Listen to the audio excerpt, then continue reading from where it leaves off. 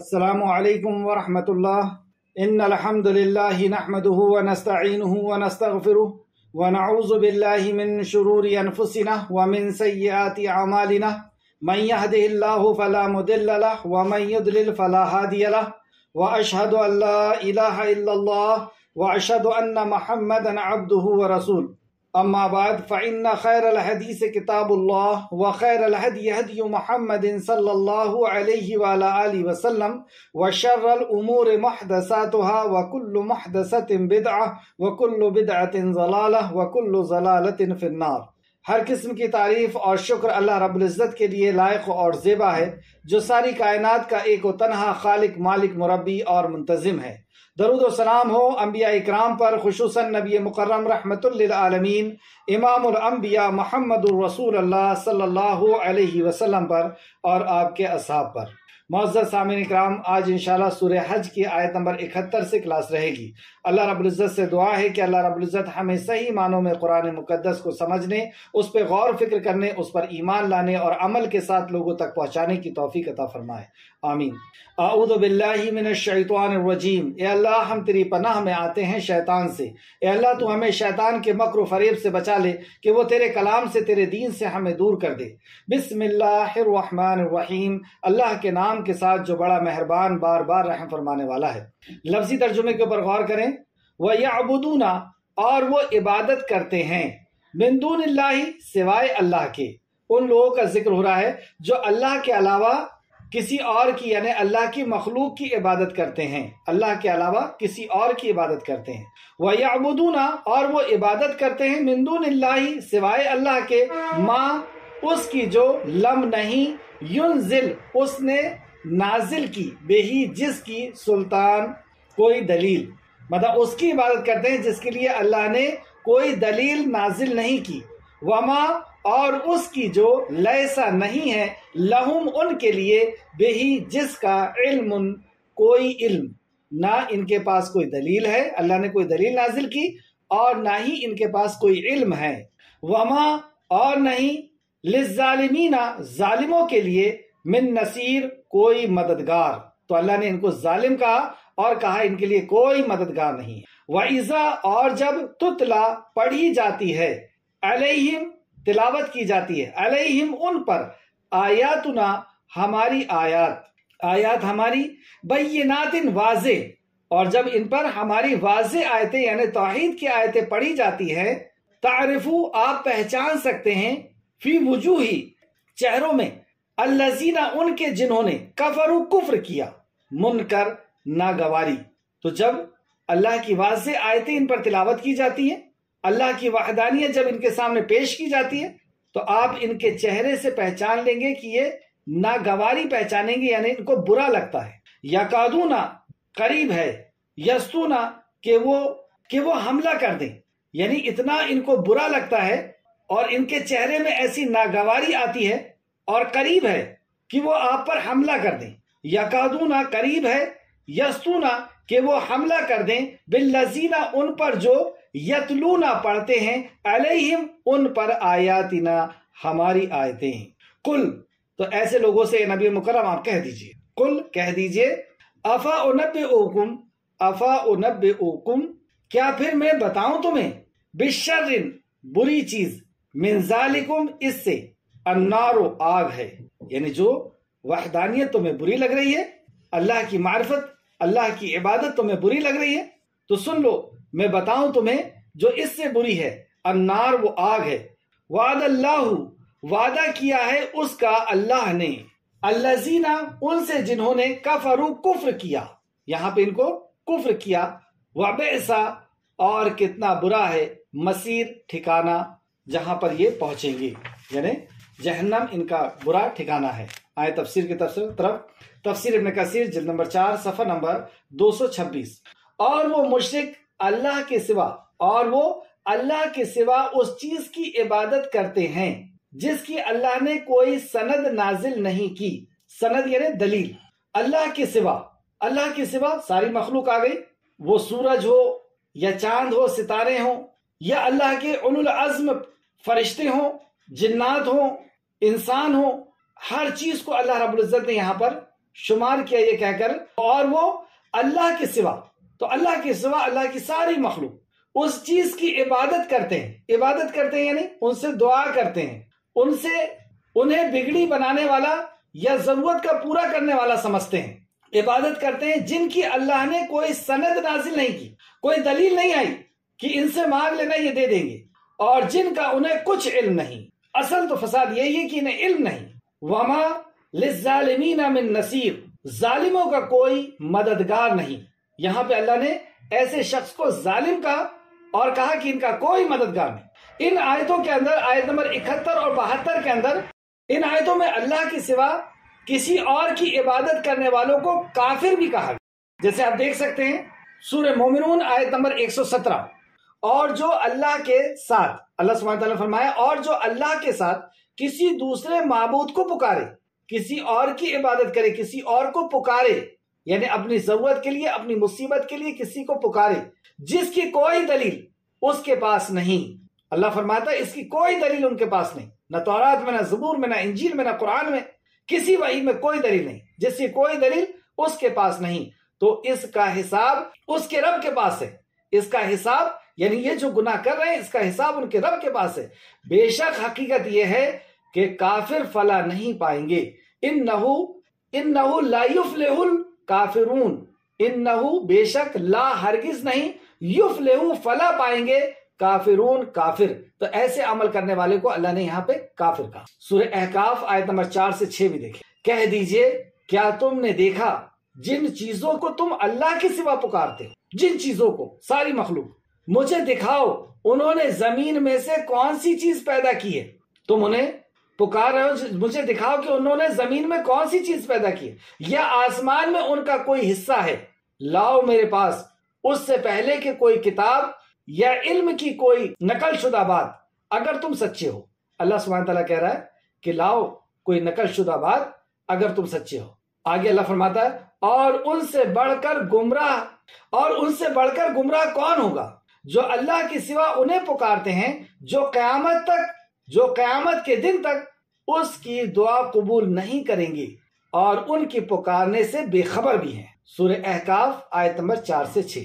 تو ان آیتوں میں، یہ 3 آیتوں کے اندر اللہ رب العزت نے فرمایا کہ ان کے پاس کوئی دلیل نہیں، ان کے پاس کوئی علم نہیں، کوئی لکھی ہوئی بات نہیں۔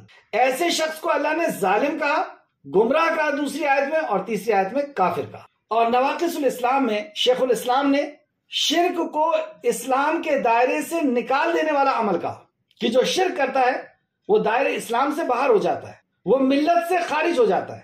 اور شیخ نے اس کی دلیل دی سورہ نساء آیت نمبر 116 اور سورہ مائدہ آیت نمبر 72۔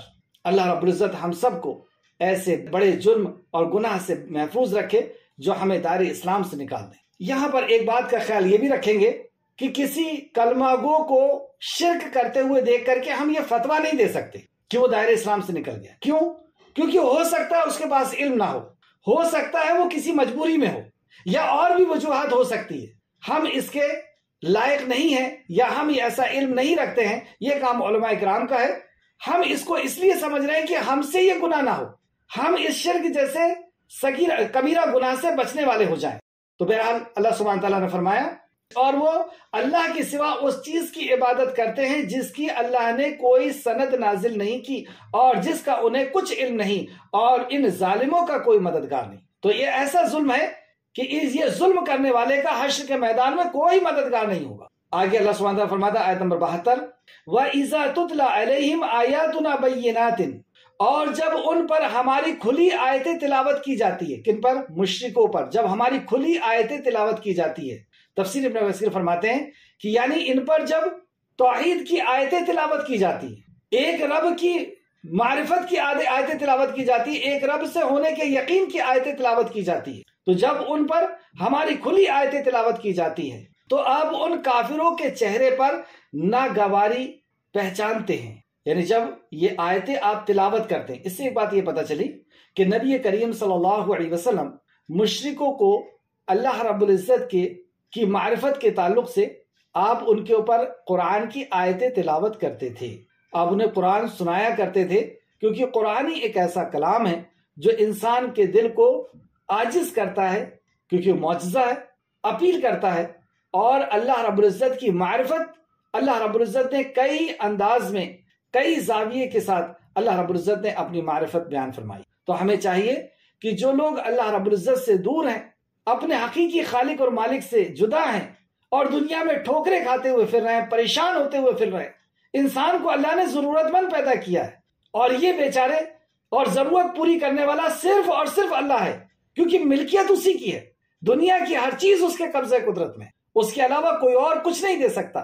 تو یہ بیچارے اس خالق اور مالک سے جدا ہیں، وہ اپنے رب کو نہیں پہچانتے اور رب کو نہ پہچاننے کی وجہ سے اپنی ضرورت کے لیے مخلوقوں کے پاس، اپنی ضرورت کے لیے اپنے سے کمزور لوگوں کے پاس جا رہے ہیں اور ٹھوکریں کھاتے ہوئے پھر رہے ہیں، کہیں سے ان کی ضرورتیں پوری نہیں ہو رہی، پریشان حال ہیں یہ۔ تو ان کی پریشانی پر ہم رحم کھائیں۔ اللہ کے نبی رحمت للعالمین بنا کر کے بھیجے گئے۔ آپ سمجھ رہے تھے مکہ والوں کی پریشانی کہ یہ اپنے خالق اور مالک کو نہیں پہچان رہے، اسی لیے اللہ کا حق پتھر کو دے رہے، اللہ کا حق انسانوں کو، فرشتوں کو دے رہے۔ تو نبی کریم صلی اللہ علیہ وسلم ان کی ناراضگی کے باوجود بھی آپ ان کو اللہ کے کلام کو سنایا کرتے تھے، اور جب وہ لوگ غصہ ہوتے تھے، مارتے تھے، تو مار کھانے کے بعد رات میں اٹھ کر کے ان کے لیے دعا کرتے تھے کہ اللہ اسے ہدایت عطا فرما۔ تو اللہ فرماتا ہے وَإِذَا تُتْلَى عَلَيْهِمْ آيَاتُنَا رَبِّهِمْ آيَاتُنَا بَيِّنَاتٍ، اور جب ان پر ہماری کھلی آیتیں تلاوت کی جاتی ہیں، یعنی ان مشرکوں پر جب توحید کی آیتیں تلاوت کی جاتی ہیں تو ان کا حال کیا ہوتا ہے، اور آپ ان کافروں کے چہرے پر ناگواری پہچانتے ہیں، یعنی ان کے چہرے بگڑ جاتے ہیں، وہ غصے میں آ جاتے ہیں، ان کو پسند نہیں آتی اللہ رب العزت کی وحدانیت کی باتیں۔ دوسرے مقام پر بھی اللہ رب العزت نے فرمایا سورہ زمر آیت نمبر 45 کہ یہ ایک اللہ کی بات سن کر کے کیسے ناراض ہوتے ہیں۔ سورہ زمر آیت نمبر 45، اور جب اس اکیلے اللہ کا ذکر کیا جاتا ہے، اس ایک واحد رب، ایک اکیلے رب کا ذکر کیا جاتا ہے، تو ان لوگوں کے دل تنگ پڑ جاتے ہیں، ان کے دل تنگ پڑ جاتے ہیں، وہ ٹینشن میں آ جاتے ہیں، جو آخرت پر یقین نہیں رکھتے۔ اور جب ان کا ذکر جو اس یعنی اللہ کے سوا ہیں تو اچانک وہ بہت خوش ہو جاتے ہیں۔ اللہ کے سوا ان کا ذکر ہوتا ہے جو اللہ کے سوا ہے، یعنی جن کو اللہ کے علاوہ انہوں نے حاجت روا اور مشکل کشا بنایا ہے، جب ان کا ذکر کیا جاتا ہے تو یہ خوش ہو جاتے ہیں، جھوم اٹھتے ہیں۔ دیکھیں آپ کیسی کیسی کرامتیں اور کیسے کیسے واقعات اور کیسے کیسے جھوٹے کہانی اور قصے بتاتے ہیں، جھوم اٹھتے ہیں۔ یہ ایک رب کے علاوہ کسی اور کی بات ہوتی ہے۔ سورہ جن آیت نمبر 19 میں اللہ سبحانہ تعالیٰ نے فرمایا اور یہ کہ بلا شبہ بات یہ ہے کہ جب اللہ کا بندہ کھڑا ہوا، دیکھیں عبداللہ، اللہ رب العزت نے 3 مقام پہ اس محبت کے ساتھ اللہ کے نبی محمد رسول اللہ صلی اللہ علیہ وسلم کو اللہ نے خطاب کیا عبداللہ کہہ کر۔ اس میں سے ایک مقام یہ ہے، اور ایک مقام وہ کہ جو اللہ رب العزت نے نبی مکرم صلی اللہ علیہ وسلم کو امام الانبیاء بنایا اور معراج کی سفر کرائی، وہاں پر بھی اللہ نے کہا تھا عبداللہ میرا بندہ۔ اور ایک مقام یہ ہے، کیا ہے، اور یہ کہ بلا شبہ بات یہ ہے کہ جب اللہ کا بندہ کھڑا ہوا، یعنی اس رب کی معرفت کرانے کے لیے کھڑا ہوا، اس توحید کی دعوت دینے کے لیے کھڑا ہوا، اسے پکارتا تھا۔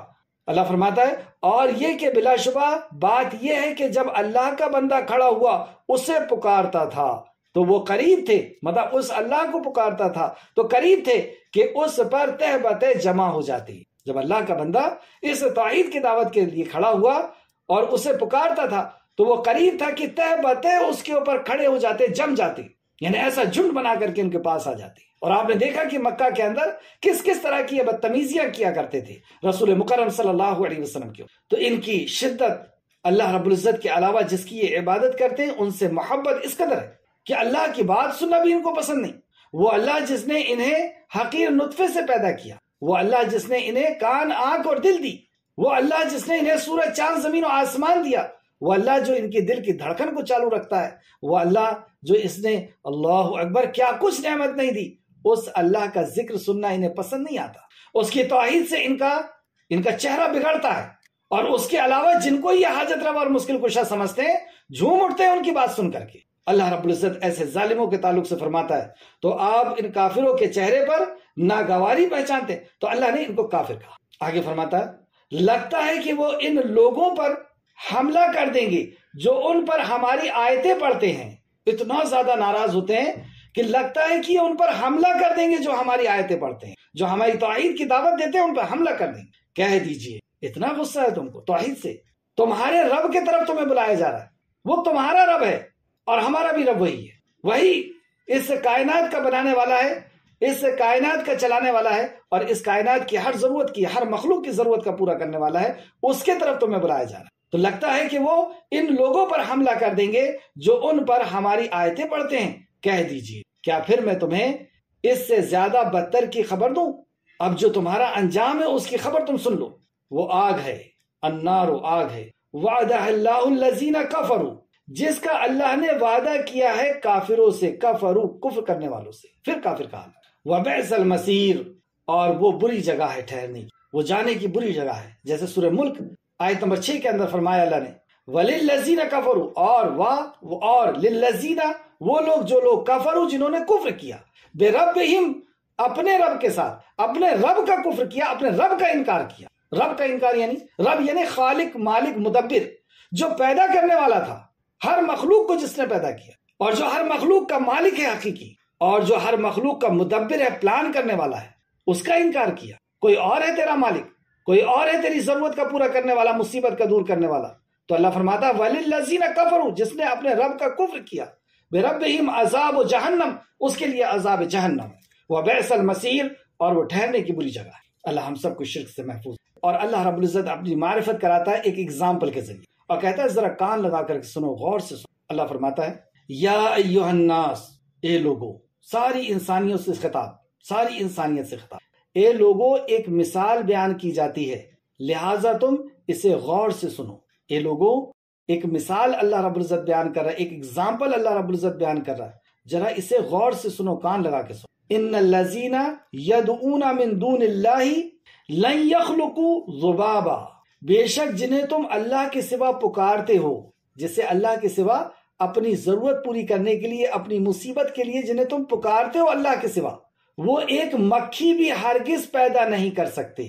جن کو تم اللہ کے سوا پکارتے ہو وہ ایک مکھی کے بھی مالک نہیں، وہ تمہاری ضرورت کو کیا پوری کریں گے؟ اور آگے اللہ فرماتا ہے اس کے لیے جمع ہی کیوں نہ ہو جائیں، یعنی یہ جتنے باطل معبود ہیں، تم نے 360 تو خانہ کعبہ کے اندر رکھے ہو، اور اس کے علاوہ بھی قیامت تک آنے والے جتنے بھی باطل معبود ہیں، ان سب کو جمع کر لو اور ان سب سے کہو کہ تم سب مل کر کے ایک مکھی پیدا کر کے دکھا دو۔ یہ ایک مکھی پیدا نہیں کر سکتی، اور مکھی تو بہت دور کی بات ہے۔ ایک حدیث جس میں جو متفق علیہ روایت ہے، بخاری اور مسلم دونوں نے روایت کیا، اس حدیث میں آپ سنیں، حضرت ابو ہریرہ رضی اللہ عنہ سے روایت ہے کہ نبی کریم صلی اللہ علیہ وسلم نے فرمایا، اللہ تعالیٰ فرماتا ہے، یعنی یہ حدیث قدسی ہے، اللہ تعالیٰ فرماتا ہے کہ اس سے بڑھ کر ظالم کون ہو سکتا ہے، یعنی ظالموں میں سب سے بڑا ظالم، اس سے بڑھ کر ظالم کون ہو سکتا ہے جو میری تخلیق کی ہوئی مخلوق کی طرح پیدا کرنے کی کوشش کرے۔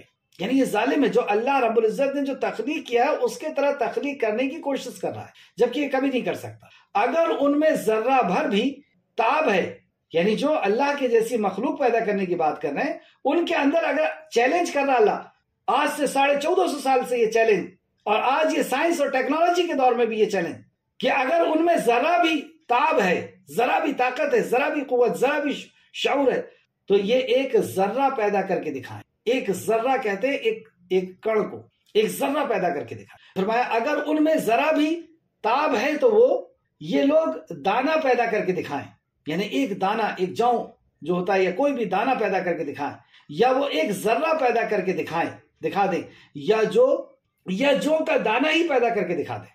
ایک دانہ کہا اللہ نے، ایک ذرہ کہا، اور ایک جو کا دانہ ہی پیدا کر کے دکھا۔ بخاری شریف حدیث نمبر 5953 اور مسلم شریف حدیث نمبر 2111۔ تو یہاں پہ ساری اللہ کے علاوہ جن کسی کو بھی ضرورت کا پورا کرنے والا، مصیبت کا دور کرنے والا سمجھتے ہیں، اللہ رب العزت نے کہا یہ ذرہ بھی پیدا نہیں کر سکتے، ایک دانہ بھی پیدا نہیں کر سکتے، یہ مکھی تو بہت دور کی بات۔ ایک اور حدیث دیکھیں، امام احمد نے ابو ہریرہ رضی اللہ عنہ سے مرفوعاً روایت کیا ہے کہ اللہ تعالیٰ فرماتا ہے اس سے بڑا ظالم کون ہو سکتا ہے جو میری تخلیق کی ہوئی مخلوق کی طرح پیدا کرنے کی کوشش کرے۔ یہ لوگ میری طرح ایک ذرہ، یہ لوگ میرے طرح ایک ذرہ، ایک مکھی یا ایک دانے پیدا نہیں کر سکتے، یا ایک دانہ پیدا کر کے دکھا دیں۔ مسند احمد جلد نمبر 2 صفحہ نمبر 391، اور تفسیر ابن کثیر جلد نمبر 4 صفحہ نمبر 227۔ تو یہاں پہ اللہ سبحانہ تعالیٰ نے مثال بیان کی کہ تم اللہ کے سوا جسے پکارتے ہو وہ ایک مکھی بھی پیدا نہیں کر سکتے. وہ ایک مکھی کے بھی مالک نہیں، ایک ذرے کے بھی مالک نہیں، ایک دانے کے بھی مالک. تو جب مالک نہیں ہے تو وہ کیسے دے سکتے ہیں؟ بھائی جس کی ملکیت ہوگی، جو مالک ہوگا وہی تو دے سکتا ہے. تو نہ یہ خوشیوں کے مالک ہے، نہ عزت کے مالک ہے، نہ ذلت کے مالک ہے، نہ رزق کے مالک ہے، نہ زندگی کے مالک ہے، نہ موت کے مالک ہے. یہ کسی چیز کے مالک نہیں. ساری ملکیت صرف اور صرف اللہ سبحانہ تعالیٰ کی. تو اللہ فرماتا ہے اے لوگو، ایک مثال بیان کی جاتی ہے، لہٰذا تم اسے غور سے سنو. بے شک جنہیں تم اللہ کے سوا پکارتے ہو وہ ایک مکھی بھی ہرگز نہیں پیدا کر سکتے، اگرچہ وہ سارے بھی اس لیے جمع ہو جائیں. سارے بھی جمع ہو جائیں نہیں کر سکتے. اور اس کے آگے اللہ سبحانہ تعالیٰ سمجھاتا ہے اور اگر ان سے مکھی کچھ چھین لے تو وہ اس سے کچھ چھڑا نہیں سکتے. اگر ان کے سامنے کوئی بھوگ لگا ہوا ہے، کوئی تبرک رکھا ہوا ہے، ان کے سامنے کوئی چڑھاوا چڑھا ہوا ہے اور مکھی آ جائے اور ان کے چڑھاوے میں سے کچھ چوس کر کے وہاں سے بھاگے، کچھ چھڑا کر کے وہاں سے بھاگے، کچھ کھا کر کے وہاں سے بھاگے، تو یہ اتنے کمزور ہیں کہ اس سے واپس نہیں لے سکتے کہ یہ میرا چڑھاوا ہے تو کیسے لے کر کے جا رہی ہے. اس سے واپس نہیں لے سکتے. کیسے واپس نہیں لے سکتے؟ بھئی مکھی اگر کوئی چیز کھا لی ہے تو اس کے پیٹ میں، اسے لے جا کر کے اس کے پیٹ کو پھاڑ کر کے نکال لے. ایسا بھی نہیں کر سکتے. مکھی ایک ایسا کیڑا ہے کہ جب جو چیز کھاتا ہے تو زبان میں ہی، اپنے منہ میں ہی اس کو ہضم کر کے اور اس کی انرجی کو اپنے باڈی میں پہنچاتا ہے. اللہ اتنے کمزور ہیں کہ اس مکھی سے واپس نہیں لے سکتے. اور اگر ان سے مکھی کو چھین لے تو وہ اس سے کچھ چھڑا نہیں سکتے.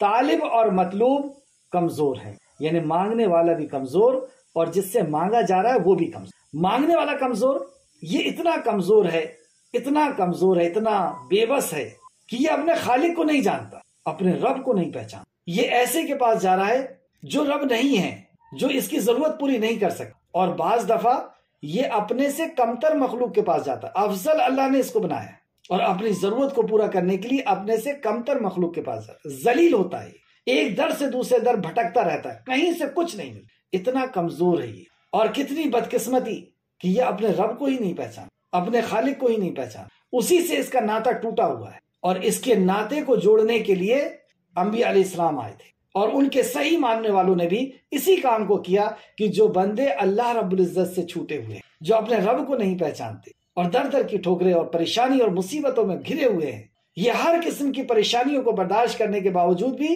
کوشش کرتے تھے کہ یہ بندے اپنے رب کو جان لیں. اگر یہ اس کو جان لیں گے تو پھر یہ ایسے مایوس ہو کر کے نہیں بھٹکتے رہے. تو اللہ فرماتا اور اگر ان سے مکھی چھین لے تو وہ اس سے چھڑا نہیں سکتے. طالب اور مطلوب، یعنی جس سے مانگا جا رہا ہے اور جو مانگ رہا ہے وہ کمزور ہیں. جس سے مانگ رہا ہے وہ بھی کمزور. آگے اللہ سبحانہ تعالیٰ آیت نمبر 74 کے اندر فرماتا ما قدر اللہ حق قدری، انہوں نے اللہ کی قدر ہی نہیں کی جس طرح اس کی قدر کرنے کا حق تھا. اللہ ما قدر اللہ حق قدری، انہوں نے اللہ کی قدر ہی نہیں کی جس طرح اس کی قدر کرنے کا حق تھا. یعنی ان لوگوں نے اللہ کی قدر و منزلت نہیں جانی، اس کے ساتھ ایسی چیزوں کی عبادت شروع کر دی جو مکھی جیسی ضعیف اور کمزور چیز کے بھی مقابلے بھی نہیں کر سکتے، ایک ذرہ نہیں بنا سکتے. جو خود پیدا ہونے کے لیے محتاج، قائم ہونے کے لیے محتاج، قائم رہنے کے لیے محتاج، جو نہ سن سکتے، نہ دیکھ سکتے، نہ جان سکتے، جو خود اللہ تک پہنچنے کا وسیلہ تلاش کرتے ہیں، ذریعہ تلاش کرتے ہیں. تو گویا کہ اللہ رب العزت کی انہوں نے قدر ہی نہیں جانی. بے شک اللہ بہت قوت والا اور نہایت غالب ہے. یہاں اللہ کی دو صفت کا یہاں پہ ذکر ہوا. ان اللہ، بے شک اللہ، لقوی عزیز، بہت قوت والا اور نہایت غالب ہے. اللہ کے غلبے کا عالم اور اللہ رب العزت کی قوت.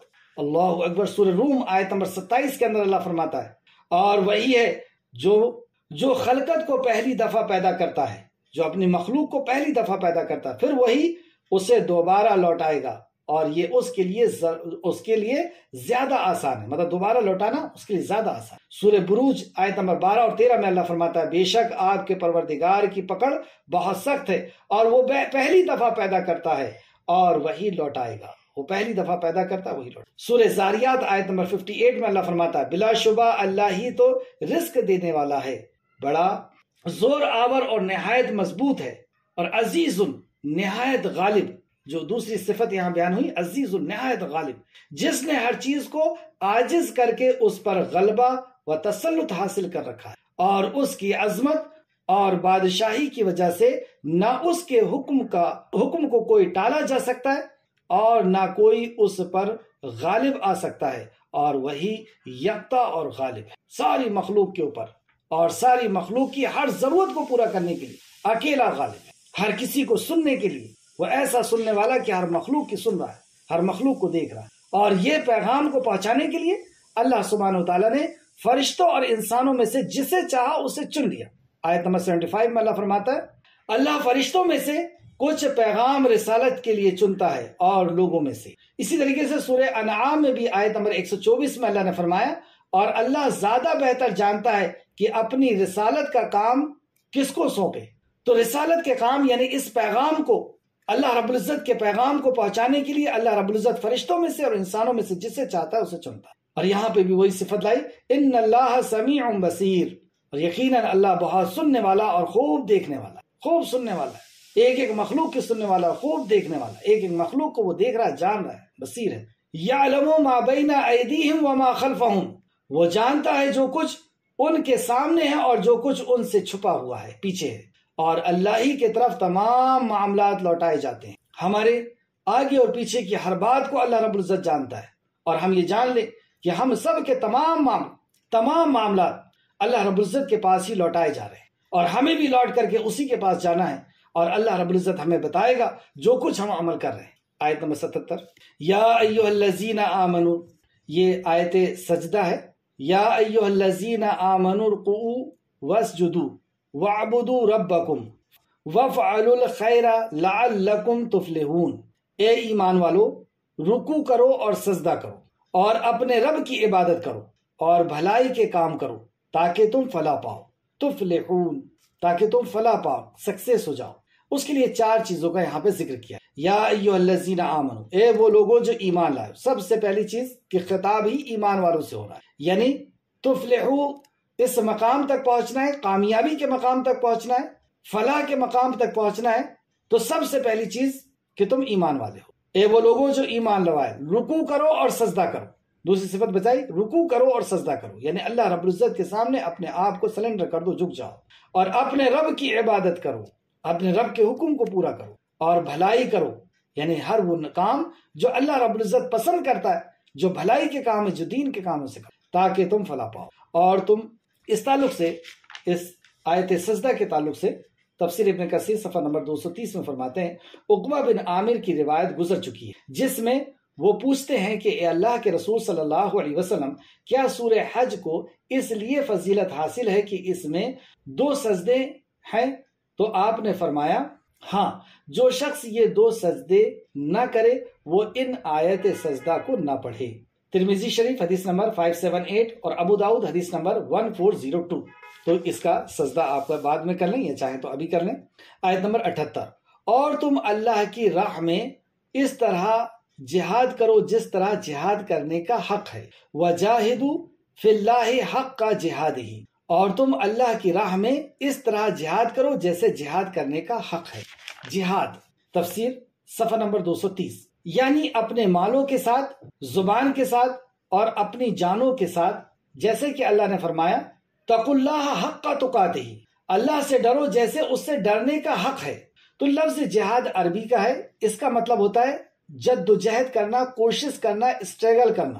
اور جہاد ہر چیز کے ساتھ جد و جہد اور کوشش کرنا، جرم کو ختم کرنے کی، کرائم کو ختم کرنے کی۔ اور کرائم کو ختم کرنے کے 2 طریقے ہمیشہ سے رہیں، ایک تو جو مجرم ہے اس کی برائی کو اس کے اندر سے دور کرنا، پھر سے سمجھیں، ایک تو جو مجرم ہے اس کی برائی کو اس کے اندر سے دور کرنا۔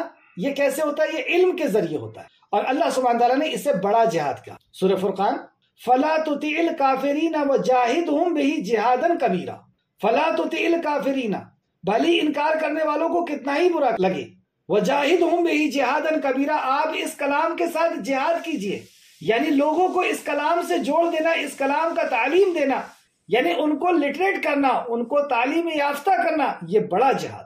وہ جب اپنے خالق اور مالک کو جان لیں گے، مرنے کے بعد کی زندگی کا انہیں یقین آ جائے گا، تو وہ ہر قسم کی برائی سے رک جائیں گے، ہر قسم کے کرائم سے، ہر قسم کے گناہ سے وہ رک جائیں گے۔ یہ بڑا جہاد۔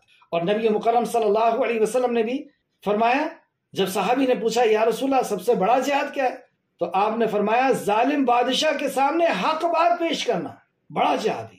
تو یہ کیا آیت اور حدیث الگ ہے؟ نہیں، ظالم بادشاہ کے سامنے حق بات پیش کرنا، ایک تو ہوتا ہے کہ ایک عام انسان کے سامنے آپ حق بات یعنی قرآن پیش کر رہے ہیں، اور ایک وہ ہے کہ جو بادشاہ ہے اور اس کے سامنے آپ قرآن پیش کر رہے ہیں، حق بات پیش کر رہے ہیں۔ حق کیا ہے؟ اللہ کا کلام ہے، اللہ کی معرفت ہے، اسے آخرت کا یقین دلانا کہ تو جو ظلم کر رہا ہے، جرم کر رہا ہے، اللہ رب العزت اس ظلم کا حساب لے گا۔ تو نبی مکرم نے فرمایا ظالم بادشاہ کے سامنے حق بات پیش کر۔ نسائی شریف، سورہ نسائی حدیث نمبر 4214۔ تو ایک تو جہاد یہ کہ زبان کے ساتھ اس کو برائی سے روکے، اور برائی سے روکنے کا طریقہ کہ اللہ رب العزت کا کلام سنائے۔ جب وہ اللہ کو جان لے گا تو اللہ کی نافرمانی نہیں کرے گا، جب وہ آخرت کا یقین ہو جائے گا تو وہ گناہ کے کام نہیں کرے گا۔ اور دوسرا اپنے مال کے ساتھ، یعنی مال کے ساتھ دین کو لوگوں تک پہنچانے کے لیے اپنے مال کو خرچ کرے، اور اپنی جان کے ساتھ، یہ بھی جہاد، جسے جہاد فی قتال کہتے ہیں۔ تو اللہ سبحانہ تعالیٰ نے فرمایا اس آیت کے اندر، اور بھی دوسرے مقام پر آپ اس طرح کی آیتیں دیکھ سکتے ہیں۔ آیت میں واپس آئیں، اس نے تمہیں اپنے دین کے لیے چن لیا ہے، اب خبردار ہو جاؤ۔ اللہ رب العزت نے تمہیں دین کے لیے چن لیا، یعنی ہماری پیدائش کا مقصد ہی کیا یہی ہے۔ ہاں، کنتم خیر امت اخرجت للناس، تم ایک بہترین امت ہو، اخرجت جسے نکالا گیا ہے، اخراج کیا گیا، نکالا گیا ہے، للناس لوگوں کے لیے، یعنی تم لوگوں کے لیے پیدا کیے۔ کیا کرنا ہے لوگوں کے ساتھ؟ تأمرون بالمعروف وتنہون عن المنکر، انہیں بھلائی کا حکم دو اور برائی سے روکو، اور بھلائی میں سب سے بڑی بھلائی کہ انہیں ان کے خالق سے ملا دو، انہیں ان کے خالق کی معرفت انہیں کرا دو۔ بھلائی میں سب سے بڑی بھلائی توحید ہے، اور برائی میں سب سے بڑی برائی شرک ہے، کہ کوئی اپنے رب سے ہی جدا ہو جائے۔ تو اس نے تمہیں چن لیا ہے، اللہ رب العزت اس کام کو ہمیں کرنے کی توفیق عطا فرمائے۔ اور اس نے دین میں تمہارے لیے کوئی تنگی نہیں رکھی۔ لوگ کہتے ہیں دین بال سے باریک ہے، یہ اس آیت کے منکر ہیں، وہ اللہ کے کلام کا انکار کر رہے ہیں۔ اس نے دین میں تمہارے لیے کوئی تنگی نہیں رکھی، آسان دین نازل کیا۔ اور اگر آپ غور کریں کہ جس زندگی کو ہم لوگ جی رہے ہیں وہ زندگی مشکل ہے۔ ہم نکاح کا طریقہ دیکھیں کتنا مشکل ہم نے بنا دیا، کہ بارات بھی لے جانا پڑے گا، جہیز بھی دینا ہوگا، اور فلاں ہوگا اور فلاں ہوگا۔ دین تو اللہ رب العزت نے نکاح تو آسان کیا تھا۔ کسی کی پیدائش ہو جا رہی ہے اس کو ہم نے کتنا مشکل کر دیا، کہ تیجا کرنا ہے، چھٹی کرنا ہے، 40واں کرنا ہے، فلاں کرنا ہے۔ کسی کی موت ہو گئی اس کو ہم نے کتنا مشکل کر دیا۔ ہم جس زندگی کو جی رہے ہیں ہم نے خود اس کو مشکل کر دیا، جبکہ اللہ نے اسے آسان بنایا تھا۔ اور دین کس قدر آسان ہے آپ دیکھیں۔ اس تعلق سے ایک مسلم شریف کی حدیث یا پھر ایک بخاری کی حدیث دیکھتے ہیں، وقت کافی ہو گیا ہے۔ سیدنا ابو ہریرہ رضی اللہ عنہ بیان کرتے ہیں کہ ایک دیہاتی کھڑا ہو کر مسجد میں پیشاب کرنے لگا۔ اب بتائیں، ایک دیہاتی آیا ہوا مسجد جیسی جگہ میں پیشاب کر، لوگ اس کے طرف مارنے کے لیے دوڑے، تو نبی کریم صلی اللہ علیہ وسلم نے فرمایا اسے چھوڑ دو۔ اور جہاں اس نے پیشاب کیا ہے، یعنی اسے چھوڑ دیا گیا، اسے ڈسٹرب نہیں کیا گیا، اس نے پوری پیشاب کر لیا، اور کہا جہاں اس نے پیشاب کیا ہے وہاں پانی کا ایک ڈول بہا دو، کیونکہ تم لوگوں پر آسانی کرنے کے لیے بھیجے گئے ہو، سختی کرنے کے لیے نہیں بھیجے گئے۔ اتنا آسان تھی کہ مسجد جیسی پاک جگہ میں وہ کر رہا ہے، لیکن اسے آپ نے اس کے اوپر سختی نہیں کی، آسانی کرنے کے لیے تم پیدا کی۔ اور پھر بعد میں رسول مکرم صلی اللہ علیہ وسلم نے اس دیہاتی کو بلا کے کہا کہ یہ عبادت گاہ ہے، یہاں پہ لوگ نماز پڑھتے ہیں، ایسا کام یہاں نہیں کرتے۔ وہ سمجھ گیا کتنے آسانی سے، کتنی محبت کے ساتھ رسول مکرم صلی اللہ علیہ وسلم، اتنی سختی نہیں، اتنی آسانی ہے دین۔ بخاری شریف کی حدیث ہے، حدیث نمبر 220۔ اسی طرح ایک اور حدیث دیکھتے ہیں جو امام مسلم لائے، سیدنا انس رضی اللہ عنہ بیان کرتے ہیں کہ رسول اللہ صلی اللہ علیہ وسلم نماز پڑھاتے ہوئے جب کسی بچے کو رونے کی آواز سنتے، یعنی آپ صلی اللہ علیہ وسلم نماز پڑھا رہے ہیں اور پیچھے سے کوئی بچہ رو رہا ہے اپنی ماں کے ساتھ، جو اپنی ماں کے ساتھ ہوتا تھا، تو آپ چھوٹی صورتیں پڑھتے، آپ دیکھتے کہ وہ بچہ رو رہا ہے، اس کو تکلیف ہو رہی ہے، اور اس کے رونے سے اس کی ماں کو بھی تکلیف ہو رہی ہے، تو آپ نماز کو ہلکی کر لیا کرتے تھے، صورتیں چھوٹی پڑھ لیا کرتے تھے۔ اس قدر آسانی ہے دین کے۔ مسلم شریف حدیث نمبر 470۔ تو فرمایا اللہ سبحانہ تعالیٰ نے، اور اس نے دین میں تمہارے لیے کوئی تنگی نہیں رکھی، اپنے باپ ابراہیم کے دین کی اتباع کرو، اپنے باپ ابراہیم کے دین کی اتباع کرو۔ سورہ انعام آیت نمبر 162 میں بھی اللہ سبحانہ تعالیٰ نے فرمایا۔ دیکھیں، آسانی کے تعلق سے ایک حدیث اور سنیں۔ جب حضرت معاذ رضی اللہ عنہ اور ابو موسیٰ اشعری رضی اللہ عنہ دونوں کو یمن کی طرف رسول مکرم صلی اللہ علیہ وسلم نے بھیجا، امیر بنا کر بھیجا، تو آپ نے فرمایا آسانیاں کرنا، مطلب گورنر بن کر کے جا رہے ہیں، اللہ کے رسول اپنا گورنر بنا کر کے بھیج رہے ہیں، اور نصیحت کیا کرنا، آسانیاں کرنا، اور لوگوں پر مشکل میں نہ ڈالنا، اور لوگوں کو مشکل میں نہ ڈالنا، بشارتیں سنانا، اور نفرتیں نہ دلانا، یعنی خوشخبریاں سنانا، نفرتیں نہ دلانا۔ بخاری شریف حدیث نمبر 3038 اور مسلم شریف حدیث نمبر 1733۔ اس کے بعد اللہ سبحانہ تعالیٰ نے فرمایا کہ اپنے باپ ابراہیم کے دین کی اتباع کرو۔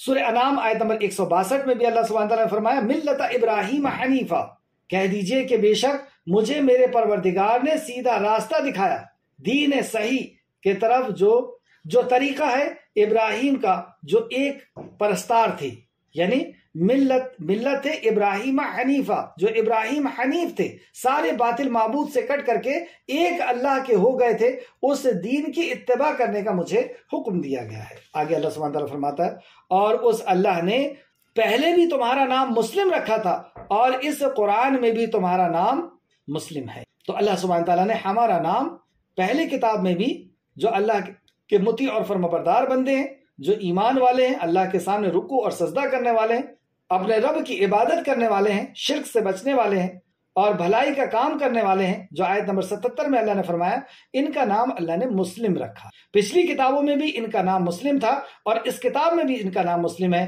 یعنی اصل ہمارا نام مسلم ہے۔ ہماری پہچان کے لیے ہمارے والدین ہمارے الگ الگ نام رکھا کرتے ہیں، قبیلے کے حساب سے قبیلوں کے نام ہوا کرتے ہیں، لیکن اصل ہمارا جو نام ہے وہ مسلم ہے، تاکہ رسول تم پر شہادت دینے والا ہو اور تم لوگوں پر شہادت دینے والے ہو۔ رسول تم پر شہادت دینے والے ہیں اور تم لوگوں پر شہادت دینے والے ہو، یعنی کل حشر کے میدان میں رسول مکرم صلی اللہ علیہ وسلم گواہ کے شکل میں لائے جائیں گے، گواہ بنا کر کے لائے جائیں گے، اور نبی مکرم فرمائیں گے کہ اللہ میں نے تیرا پیغام پہنچا دیا، اور ہم لوگوں کے لیے گواہ ہوں گے۔ جیسے نوح علیہ السلام کی قوم انکار کر دے گی کہ اللہ ہم تک کوئی پیغام لے کر کے نہیں آئے، نوح نے ہمیں کچھ نہیں بتایا، تو اللہ رب العزت کہے گا کہ اے نوح کیا تمہارے پاس کوئی گواہ ہے؟ نوح علیہ السلام کہیں گے کہ ہاں محمد صلی اللہ علیہ وسلم اور آپ کی امتی میرے لیے گواہ ہے، اور وہاں پر یہ امت گواہی دے گی کہ نوح علیہ السلام نے 950 سال دن اور رات اے اللہ تیرے پیغام کو ان قوموں تک پہنچا۔ تو ہم کیسے گواہی دیں گے؟ ہم گواہی دیں گے قرآن کی بنیاد پر، کیونکہ قرآن میں ہم نے پڑھا کہ نوح علیہ السلام نے 950 سال دعوت دی۔ سورہ بقرہ میں بھی آپ دیکھ سکتے ہیں آیت نمبر 143، اور اسی طرح ہم نے تمہیں سب سے بہتر امت بنایا تاکہ تم لوگوں پر شہادت دینے والے بنو اور رسول تم پر شہادت دینے والے بنے۔ یہ حدیث جو میں نے آپ کو بتایا بخاری شریف کی تھی، حدیث نمبر 7349 نوح علیہ السلام والی۔ تو اللہ رب العزت نے ہمیں گواہی دینے والا بنا کر کے بھیجا تاکہ رسول تم پر شہادت دینے والا ہو اور تم لوگوں پر شہادت دینے والے ہو۔ تو ہم قرآن کی بنیاد پر لوگوں پر شہادت دیں گے کہ فلاں فلاں نبی نے اپنے امتوں کو پیغام پہنچایا تھا، لہٰذا تم نماز قائم کرو۔ آخر وصیت اب اللہ سبحانہ تعالیٰ فرماتا ہے اپنے سورہ حج کے اختتام پر، فَأَقِيمُوا الصَّلَاةَ، اور تم نماز قائم کرو، وَآتُوا الزَّكَاةَ، اور زکات دو، وَاعْتَصِمُوا بِاللَّهِ، اور اللہ کے دین کو مضبوطی سے پکڑ لو۔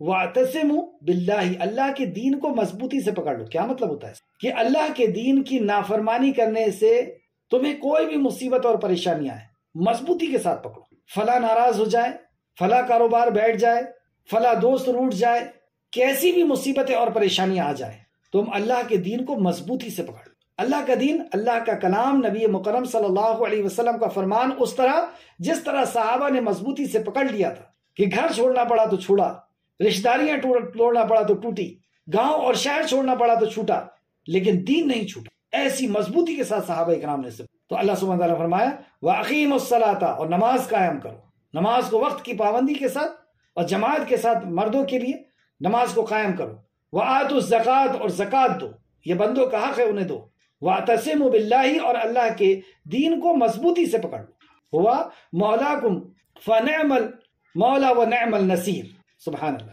اور تمہارا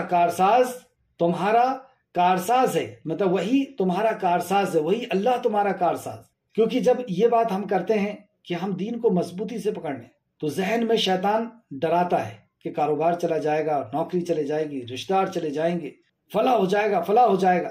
تو اللہ سبحانہ تعالیٰ نے فوراً کہا ہوا مولاکم، وہی تمہارا مولا ہے، وہی تمہارا کارساز ہے، وہی تمہاری بگڑیاں بنانے والا ہے، وہی تمہاری ضرورتوں کو پورا کرنے والا۔ فنعم المولا ونعم النصیر، بس وہ اچھا کارساز اور اچھا مددگار ہے، اس سے بہتر اور اس کے علاوہ کوئی مددگار ہی نہیں، وہ اچھا کارساز اور بہتر مددگار ہے اور اچھا مددگار ہے۔ حضرت ابو ہریرہ رضی اللہ عنہ بیان فرماتے ہیں کہ کوئی غلام اپنے آقا کو مولا نہ کہے اس لیے کہ تمہارا سب کا مولا اللہ عز و جل ہے. کوئی اپنے آقا کو مولا نہ کہے، تمہارا مولا تو اللہ عز و جل.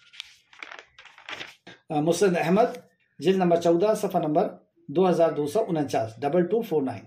آخر میں اللہ رب العزت سے دعا ہے کہ خالق مالک جو کچھ بھی ہم نے پڑھا اس میں ہمیں مزید غور و فکر کرنے کی تو توفیق عطا فرما.